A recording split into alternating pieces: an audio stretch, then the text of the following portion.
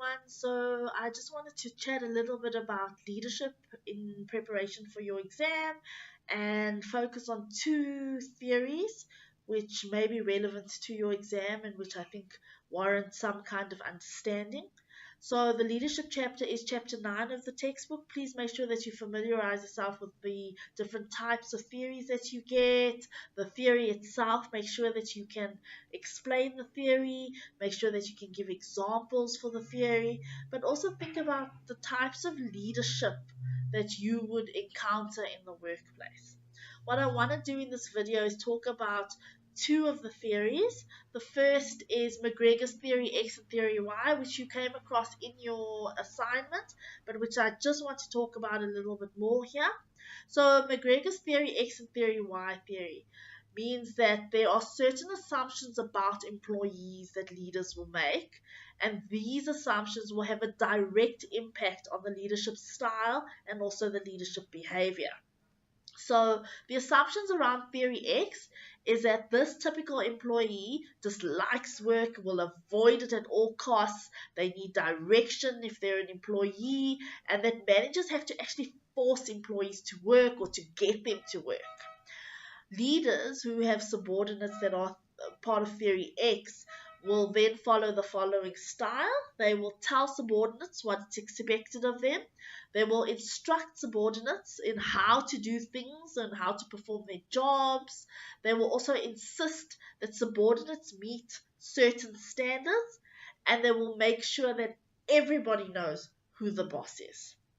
If, however, people fall under a theory Y assumption, then those that are theory Y like will be people that will enjoy work.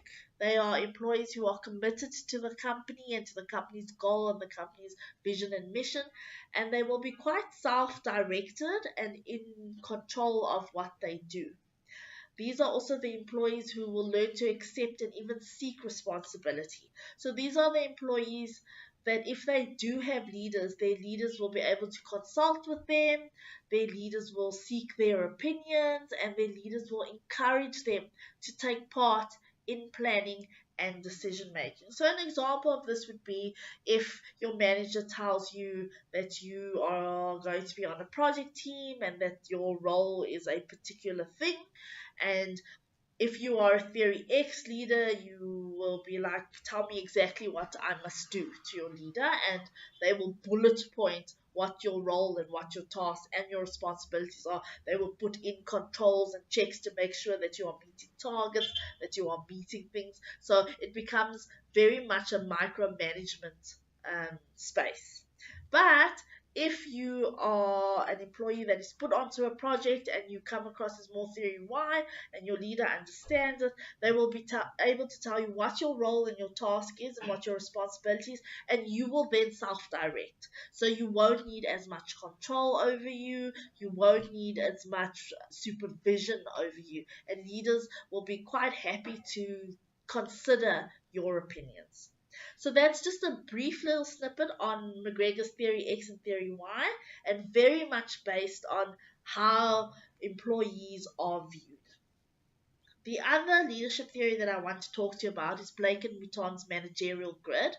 So this approach is dominant in the theories simply because employees will react to leaders' behaviors in a particular way, and it will highlight two dimensions of leadership behavior. So if you are the leader, according to Blake and Mouton, you will either have concern for people or concern for productivity. And on the grid, you'll see that the concern for productivity goes from the bottom to the top, and your concern for production goes across from the bottom to the top. So Blake and Mouton discuss impoverished management, they discuss authority obedience, they discuss country club management, they discuss organization management, and then also team management. So if it was impoverished management, this means that you have low concern for production and low concern for people, and this means that the manager doesn't really worry about what happens.